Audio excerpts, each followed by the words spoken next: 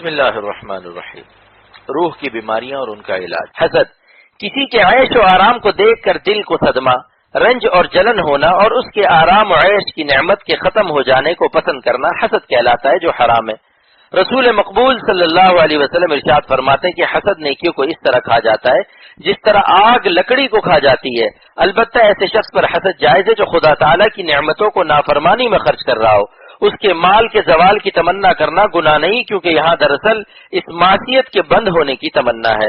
حسد دراصل فیصلہ الہی سے ناگواری کا نام ہے کہ ہائے اس کو خدا تعالیٰ کیوں یہ نعمتیں دے رہے ہیں، اور اس کی نعمتوں کی تباہی سے دل خوش ہو، اور اگر کسی کی نعمت دیکھ کر یہ تمنا کرے کہ ہم کو بھی حق تعالیٰ اپنی رحمت سے عطا فرما دے تو اس میں حرج نہیں۔ اس کو غبطہ کہتے ہیں۔ حسد سے دینی نقصان یہ کہ سب نیکیاں ضائع ہو جائیں گی، اور دنیا کا نقصان یہ ہے کہ حاسد کا دل ہر وقت رنج و غم میں جلتا رہتا ہے۔ علاج۔ حضرت حکیم الامت مولانا تھانوی رحمۃ اللہ علیہ سے ایک شخص نے حسد کی بیماری کا علاج دریافت کیا۔ آپ نے تحریر فرمایا کہ 3 ہفتے یہ عمل کر لے پھر اطلاع کرو۔ نوٹ، یہ مضمون احکر نے حضرت مرشدنا شاہ ابرار الحق صاحب دامت برکاتہم سے سنا ہے۔ نمبر 1، جس پر حسد ہو اس کے لیے ہر روز دعا کا معمول بنا لینا۔ نمبر 2، اپنی مجالس میں اس کی تعریف کرنا۔ نمبر 3، گاہ گاہ ہدیہ اور تحفہ بھیجنا۔ نمبر 4، ناشتہ یا کھانے کی گاہ بگاہ دعوت کرنا۔ نمبر 5، جب سفر کرنا ہو تو ان سے ملاقات کر کے جانا اور واپسی پر کوئی تحفہ ان کے لیے بھی لانا۔ 3 ہفتے کے بعد لکھا، حضرت میری بیماری حسد کی عادی ختم ہو گئی۔